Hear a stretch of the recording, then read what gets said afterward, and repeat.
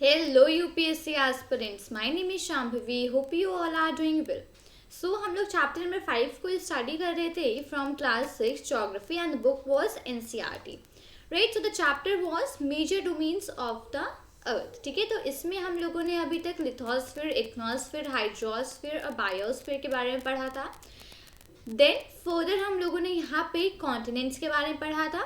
हम लोगों ने देखा था कि इन टोटल 7 कॉन्टिनेंट्स हैं और 7 कॉन्टिनेंट्स के बारे में हम लोग ने डिटेल में भी स्टडी किया था. That were Asia, Europe, Africa, north America, south America, Australia and Antarctica. ठीक है, अब फर्दर हम लोग मूव करेंगे यहाँ से. हाइड्रोस्फीयर से हम लोग स्टडी करने स्टार्ट करेंगे. ठीक है, अब हम लोग सब लोग जानते हैं कि अर्थ को ब्लू प्लैनेट कहा जाता है. मैंने चैप्टर नंबर 1 में आएगी इसको, यहाँ चैप्टर नंबर 1 में मैंने आपको इसको डिटेल में बताया था कि हम लोग अर्थ को ब्लू प्लैनेट क्यों कहते हैं.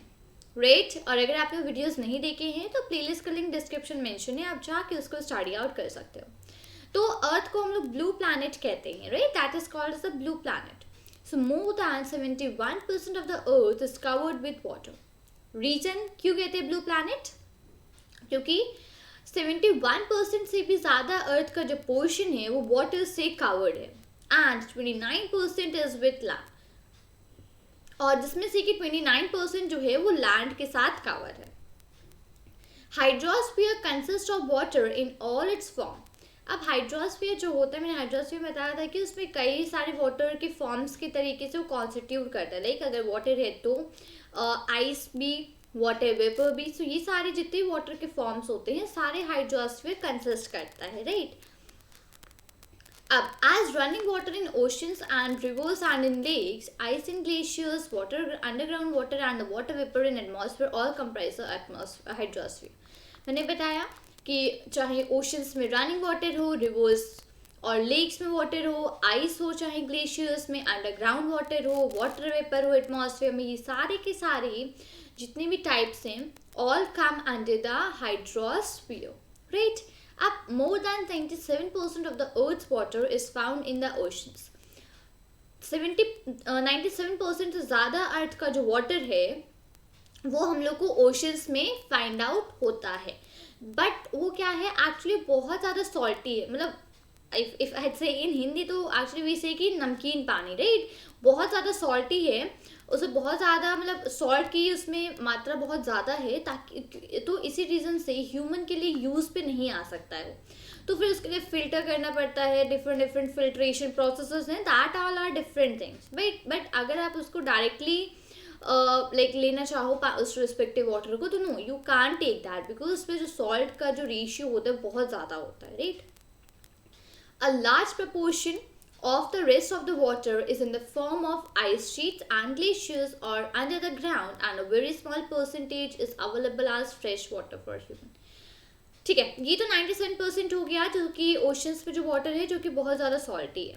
राइट, अब नेक्स्ट अगर आप देखो कि अब जो और बचा हुआ प्रपोर्शन है वाटर का, उसमें बहुत ज़्यादा मात्रा में जो वाटर है या तो वो आइस शीट्स के फॉर्म में प्रेजेंट है ग्लेशियर्स में, या तो ग्लेशियर्स के फॉर्म में प्रेजेंट है, और या फिर वो अंडरग्राउंड वाटर के फॉर्म में प्रेजेंट है. ठीक है, बहुत ही कम, बहुत ही छोटा परसेंटेज का वाटर का छोटा परसेंटेज ऐसा है जो कि ह्यूमन के पीने के लिए लाइक फ्रेश वाटर के फॉर्म में अवेलेबल, बहुत ही कम परसेंट ऐसा है. क्योंकि देखिए 97% जितना भी अर्थ का जो वाटर है, हम लोगों ने क्या पढ़ा, 71% of the earth is covered with water. ठीक है, 71%. अब उसमें से अगर उसको हम लोग आउट ऑफ 100 लें तो 97% अर्थ का जो वाटर है वो तो ओशंस में है और बहुत ज़्यादा सॉल्टी है, तो ह्यूमन की यूज़ में आ नहीं सकता है. बचा नेक्स्ट 3%. नेक्स्ट 3% में बहुत ज़्यादा एक बहुत बड़ा प्रपोर्शन है जो कि जो वाटर है वो या तो आइस शीट्स में प्रेजेंट है, या फिर ग्लेशियर्स में है, या फिर ग्राउंड अंडरग्राउंड वो वाटर है.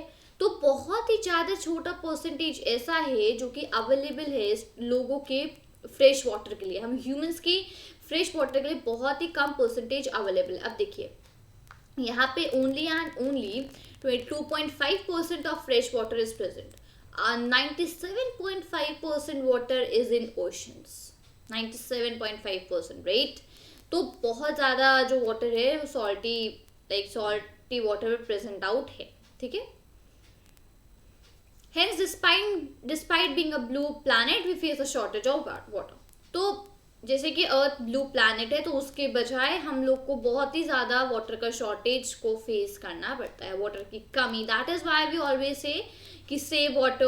अगर आप पानी नहीं सेव करोगे तो फर्दर आपको पानी नहीं यूज़ में मिलेगा and all those things run on, right. तो यही रीज़न है कि वाई वी सी की shortage of water rather than earth. 71% of the earth is covered with water, but जिसमें से कि ओनली एंड ओनली 2.5% जो वाटर है वो सिर्फ अवेलेबल है ह्यूमंस के लिए, जो कि फ्रेश वाटर है.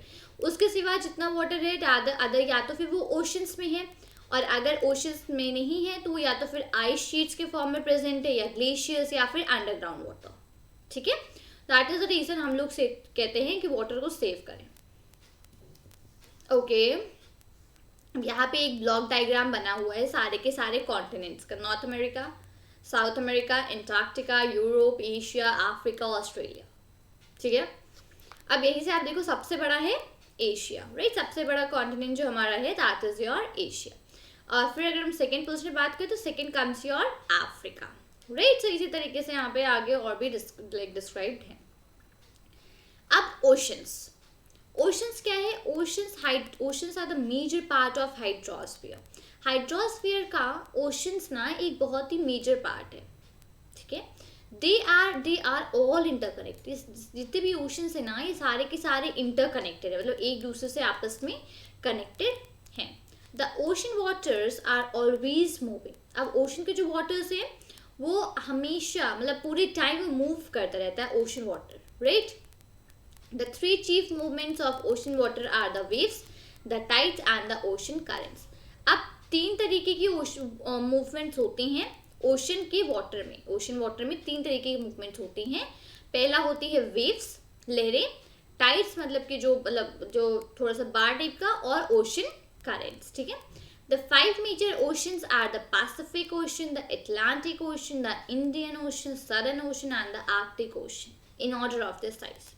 ठीक है, अब जो 5 मेजर ओशंस हैं वो ओशंस कौन कौन से हैं? पहला है Pacific Ocean, second goes the Atlantic Ocean, third is your Indian Ocean, fourth is your Southern Ocean, और fifth is your Arctic Ocean. 5 major oceans. ठीक है, और ये जो है ये इन अपनी साइज के अकॉर्डिंग, साइज के ऑर्डर में इनको यहाँ पर रखा गया है. ठीक है, the Pacific ocean is the largest ocean. अब जो पैसिफिक ओशन है वो सबसे लार्ज, सबसे बड़ा ओशन जो है वो है पैसिफिक ओशन. ठीक है, it is spread 1/3 of the अर्थ. ये 1/3 ऑफ द अर्थ में पूरा स्प्रेड आउट है. Marina trench, the deepest part of the earth lies in the Pacific ocean. एक जगह है मरीना ट्रेंच. मैंने अभी आपको ऊपर लास्ट वीडियो में इसके बारे में बताया था कि इसका पूरा लेंथ बताया था 11,022, राइट. मैंने बताया था कि इतना ज़्यादा मीटर्स डीप है, राइट. तो जो मरीना ट्रेंच है ये अर्थ का एक डीप सबसे ज़्यादा गहरा पार्ट है जो कि पैसिफिक ओशन में लाई करता है. The Pacific ocean is almost circular in shape. अब पैसिफिक ओशन जो है वो ऑलमोस्ट ना सर्कल के शेप में है. ठीक है, Asia, Australia, North and South America are surrounded it. America is surrounded. अब कौन कौन से कॉन्टिनेंट्स को सराउंड करते हैं? Asia, Australia, North and South Americas पूरा सराउंड करते हैं पैसिफिक ओशन को. ठीक है, 1 सेकेंड. Okay, right here. ठीक है, 1 second, right here, fine. The Atlantic Ocean is the second largest ocean in the world. अब जो Atlantic Ocean है वो second largest ocean है इस world में. ठीक है, it is S-shaped. Atlantic Ocean का जो shape है ना that is S-shaped, मतलब S shape में Atlantic Ocean बना हुआ है. It is flanked by the North and South America on the western side and Europe and Africa on the eastern side. अभी किन किन रिस्पेक्टिव उनसे कवर अप है कॉन्टिनेंट से? तो नॉर्थ और साउथ अमेरिका को वेस्ट साइड से और Europe and Africa east side से. तो इस तरीके से ये पूरा कवर अप है अटलांटिक ओशन. ठीक है, the coast line of Atlantic Ocean is highly indented. अब अटलांटिक ओशन की जो कोस्ट लाइन है अटलांटिक ओशन की जो कोस्ट लाइन है, मतलब लाइन का जो, मतलब एकदम समुद्र का जो किनारा है पूरा कोस्ट का, वो हाईली इंडेंटेड है, मतलब कि एक काफी प्रॉपर इंडेंटेशन में बनी हुई है. The irregular and indented, one second, the irregular and indented coastline provides ideal location for natural harbors and ports. अब यहाँ पे जो इंडेंटेड और इरेगुलर कोस्ट लाइन है, अब ये इस तरीके की, यहाँ पे जो आप लाइन देख रहे हो जो मैं हाईलाइट कर रही हूँ, ये ब्लू वाला जो पूरा लाइन यहाँ पर डिस्क्राइब है, इसको बोलते हैं हम लोग इंडेंटेड. ठीक है, this we call as an indented, और या फिर like we call this highly indented. ठीक है, तो ये क्या करता है, ये एक आइडियल लोकेशन प्रोवाइड करता है नेचुरल पोर्ट्स वगैरह के लिए. From the point of view of commerce it is the busiest ocean. अब हम लोग एक पॉइंट पे अगर बात करें तो ये सबसे ज़्यादा बिजी ओशन, मतलब सबसे ज़्यादा भीड़, सबसे ज़्यादा आना जाना, ये सब चीज़ें इसी ओशन पे रहती हैं. The Indian Ocean is the only ocean named after a country, that is India. Next very important point to be noted कि इंडियन ओशन ही सिर्फ एक ऐसा ओशन है जो कि एक कंट्री के नाम से रिलेटेड है, दैट इज इंडिया. ठीक है, the shape of ocean is almost triangular. अब इंडियन ओशन का शेप है ये ऑलमोस्ट ट्रायंगल शेप में है. In the north, it is bounded by Asia, in the west by Africa and in the east by Australia. अब जो Indian ocean है ये नॉर्थ में एशिया से बाउंड है, और वेस्ट में अफ्रीका से, और ईस्ट में ऑस्ट्रेलिया से ये बाउंडेड है, मतलब कवर्ड है. The southern ocean encircles the continent of Antarctica and extends northward to 60 degrees south latitude. अब जो सदर्न ओशन है वो पूरा एंटार्क्टिका के कॉन्टिनेंट को कवर करता है और नॉर्थ की तरफ जाता है 60 डिग्रीज ऑफ साउथ लैटिट्यूड से. तो नॉर्थ की तरफ जाता है 60 डिग्रीज ऑफ साउथ लैटिट्यूड से. Next comes the Arctic Ocean. The Arctic Ocean is located with in the Arctic Circle and surrounds the North Pole. अब जो आर्कटिक ओशन है वो लोकेट है एक आर्कटिक सर्कल में, और जो कि नॉर्थ पोल को सराउंड करता है. It is connected with the Pacific Ocean by a narrow stretch. अब इसको पैसिफिक ओशन से कवर किया गया है एक नैरो, बहुत ही पतला एक स्ट्रेच से, of shallow water known as Bering straight.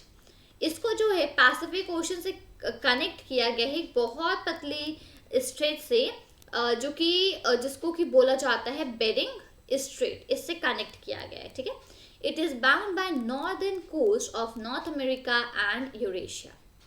ये जो है ये नॉर्दर्न कोस्ट से बाउंड किया गया है नॉर्थ अमेरिका और यूरेशिया. यूरेशिया क्या था, मैंने आपको बताया था, Europe plus area Asia is equal to Eurasia, right. Last video मैंने बताया था इस चीज़ को.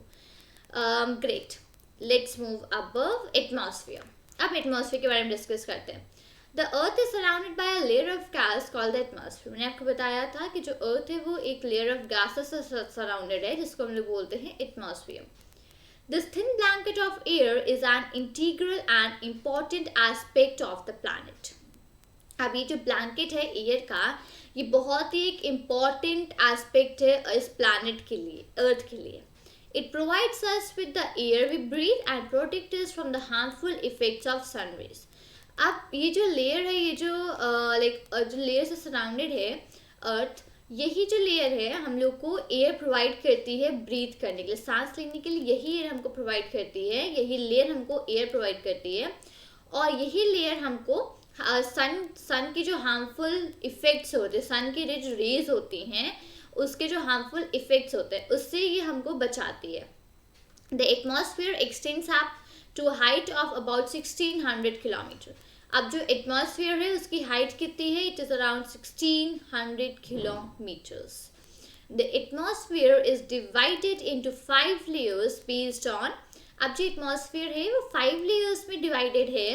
क्या किन किन चीज़ों पर डिपेंड करता है, composition, temperature and other properties. ठीक है, तो इन रिस्पेक्टिव चीज़ों पे जो लेयर्स हैं वो बेस्ड होती हैं.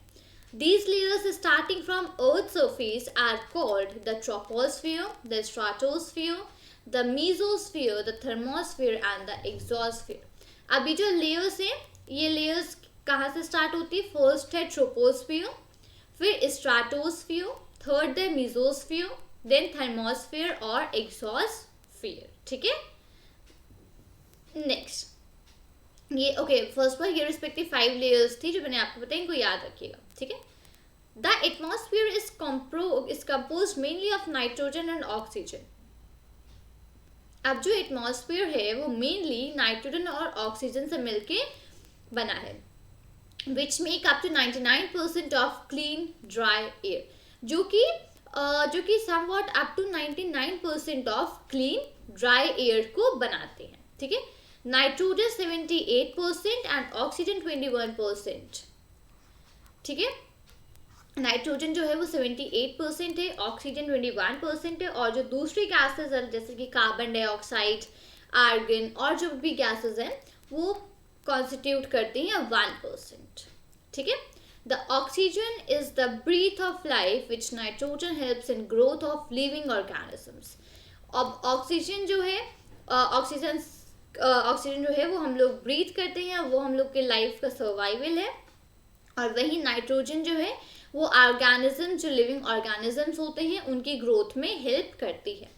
कार्बन डाइऑक्साइड जो है, carbon dioxide through present in minute amount is important as it absorbs heat radiated by the earth. अब कार्बन डाइऑक्साइड जो कि बहुत बहुत बहुत माइन्यूट अमाउंट में प्रेजेंट है, तो वो इसलिए इम्पॉर्टेंट होती है क्योंकि जो भी हीट रेडिएट होती है, ठीक है, ये सारी की सारी हीट को एब्जॉर्ब कर लेता है जो भी हीट अर्थ से रेडिएट होती है, और इसी वजह से ये हमारे प्लैनेट को वार्म रखता है, मतलब नॉर्मल टेम्परेचर पे। ठीक है, it is also essential for the growth of plants. Plants की ग्रोथ के लिए भी कार्बन डाइऑक्साइड बहुत एसेंशियल है।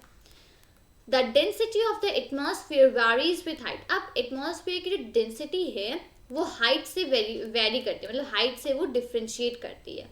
It is maximum at the sea level. ये जो लाइक हाइट है ये मैक्सिमम होती है सी लेवल पे।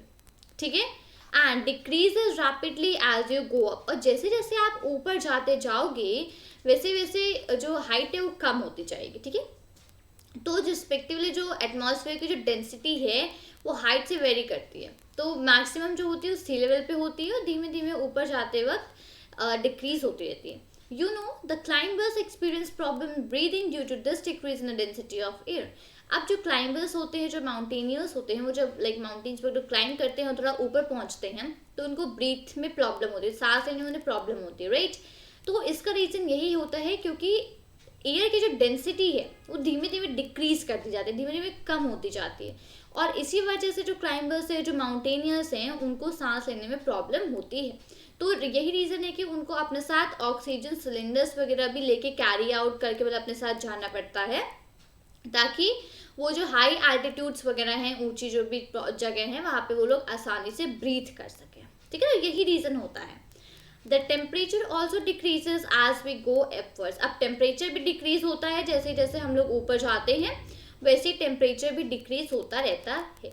The atmosphere exerts pressure on the earth. अब एटमॉस्फेयर जो है वो अर्थ पे एक प्रेशर एक्सर्ट करता है, और ये चीज़ें जो होती हैं ये प्लेस टू प्लेस भी वैरी करती है, प्लेस टू प्लेस भी डिफ्रेंशिएट करती हैं। Some areas experience high pressure and some areas low pressure. कुछ एरियाज होते हैं जो कि हाई प्रेशर एक्सपीरियंस करते हैं, और कुछ एरियाज ऐसे होते हैं जो कि लो प्रेशर को एक्सपीरियंस करते हैं। Air move from high pressure to low pressure. अब एयर जो है वो हाई प्रेशर से लो प्रेशर की तरफ मूव करती है, और मूविंग एयर को हम लोग क्या बोलते हैं? Moving air is called as wind. तो मूविंग एयर को हम लोग विंड बोलते हैं, राइट। अब biosphere, the domain of life. अब हम लोग बायोस्फीयर के बारे में पढ़ेंगे। The biosphere is a narrow zone of contact between the land, one second, is a contact between the land and the air. Biosphere एक बहुत पतला सा जोन है जो कि लैंड, वाटर और एयर के बीच का कांटेक्ट होता है। ठीक है, तो it is in this zone that life it is unique to the planet exist. ये लाइफ का एक ऐसा जोन है, तो ये इस वजह से यूनिक होता है इस प्लैनेट के लिए। There are several species of organisms that vary in size from microbes and bacteria to huge mammals. अब वहाँ पे different different species of organisms होते हैं जो कि साइज में वेरी करते हैं। कुछ माइक्रोब्स होते हैं, बैक्टीरियाज होते हैं और कुछ बड़े बड़े मैमल्स होते हैं। तो स्पीशीज और ऑर्गेनिजम्स जो हैं वो भी अपने अपने साइज से वेरी करते हैं। All the living organisms including humans are linked to each other. अब जितने भी लिविंग ऑर्गेनिजम्स होते हैं, चाहे वो ह्यूमंस हों, वो एक दूसरे से लिंक होते हैं to the biosphere for survival. Biosphere में सर्वाइवल के लिए जितने भी ह्यूमंस होते हैं वो एक दूसरे से लिंक होते हैं। The organisms in the biosphere may broadly be divided into the plant kingdom and the animal kingdom। अब जो बायोस्फीयर जो ऑर्गेनिजम्स होते हैं वो आगे चल के दो रिस्पेक्टिव पार्ट्स में डिवाइड होते हैं। First one is your plant kingdom and second one is your animal kingdom. So the three domains of the earth interact with each other and affect each other in some way or the other। तो ये जो तीन domains होते हैं अर्थ के, ये एक दूसरे के साथ इंटरेक्ट करते हैं अलग अलग तरीके से और एक दूसरे को इफेक्ट भी करते हैं कुछ अलग अलग तरीकों से। जैसे कि एग्जांपल लिख लेते हैं यहाँ पे, cutting of forest for fulfilling our needs of wood. अब जैसे कि हम लोग फॉरेस्ट वगैरह को कट करते हैं अपनी ज़रूरतों को पूरा करने के लिए, ठीक है। और क्लियरिंग लैंड फॉर एग्रीकल्चर, या फिर हम लैंड को क्लियर करते हैं एग्रीकल्चर के लिए। May lead to fast removal of soil from slopes. अब इन सारे रीजन से क्या हो रहा है, इन सारे रीजन से जो सॉइल है, जो मिट्टी है, वो हमारे स्लोप से बहुत जल्दी रिमूव हो रही है। सिमिलरली अर्थ सरफेस में भी change due to natural calamities like earthquakes. अब सिमिलरली इसी तरीके से अर्थ का जो सरफेस होता है वो भी चेंज होता है नेचुरल जो कैलामिटीज होती है, लाइक जैसे कि अर्थक्वेक्स, इन सब वजह से यहाँ पे अर्थ का सरफेस भी चेंज होता रहता है। For example there could be submergence of land. अब as it happened in the case of tsunami recently, parts of Andaman and Nicobar Islands were submerged under water। अब अंडमान एंड निकोबार के बहुत आइलैंड के जो बहुत सारे पार्ट्स थे वो वाटर के अंदर डूब गए, पानी के अंदर डूब गए। Discharge of water material into lakes and rivers makes the water unsuitable for human use. अब जो वाटर मटेरियल्स को जो डिस्चार्ज होता है लेक्स और रिवर्स में, वो वाटर को अनसूटेबल बनाता है ह्यूमन यूज के लिए। It also damages other forms of life. ये लाइफ के और जो दूसरे फॉर्म्स होते हैं उसको भी ये डैमेज करता है। Emissions from industries, thermal power plants and vehicles pollute the air. अब जो इंडस्ट्रीज से जो और थर्मल पावर प्लांट्स, व्हीकल से जो गैसेस वगैरह निकलती हैं, ये एयर को पॉल्यूट करती हैं। CO2 is an important constituent of air। CO2 एक बहुत ही important constituent होता है एयर का, right? But increase in the amount of CO2 leads to increase in global temperatures। लेकिन जैसे जैसे CO2 increase होती है वैसे ही हमारे global temperature भी increase होता है। This is termed as global warming और इसी को हम लोग बोलते हैं global warming। मैं यहाँ तक पूरा हाईलाइट कर देती हूँ, ठीक है। There is thus a need to limit the use of resources of the earth to maintain a balance of nature between the domains of the lithosphere, the atmosphere and the hydrosphere। अब यहाँ पे एक ज़रूरत है अर्थ में जो भी resources use होते हैं उनको एक लिमिट करने की, ताकि नेचर और जो डोमेन्स है जैसे कि लिथोस्फीयर, एटमॉस्फेयर, हाइड्रोस्फीयर, इनमें एक बैलेंस मेंटेन हो सके, ठीक है। ग्रेट। तो ये था यहाँ पे बायोस्फीयर का डायग्राम, ये था ऊपर एटमॉस्फेयर, लिथोस्फीयर एंड हाइड्रोस्फीयर, ठीक है। ग्रेट। तो ये रिस्पेक्टिव चैप्टर होता है यहाँ पर ख़त्म, यहाँ रिस्पेक्टिव चैप्टर होता है finish. That is chapter number 5 from geography and class 6 NCERT, right. तो इस रिस्पेक्टिव चैप्टर को हम लोगों ने काफ़ी डिटेल में पढ़ा, 2 पार्ट्स में डिटेल में कवर किया है। फर्स्ट पार्ट जो है वो प्लेलिस्ट में ऑलरेडी सेव है और प्लेलिस्ट का लिंक डिस्क्रिप्शन में मेंशन है। अगर आपको फर्स्ट पार्ट देखना है तो आप उस पर जा सकते हो। ग्रेट। तो उम्मीद करती हूँ कि आपको वीडियो अच्छा लगा होगा। वीडियो अच्छा लगा हो तो वीडियो को लाइक करें, अपने फ्रेंड्स के साथ शेयर करें और चैनल को सब्सक्राइब करना मत भूलिएगा। मिलती हूँ आपसे नए वीडियो के साथ। चलें, thank you and take care. जय हिंद।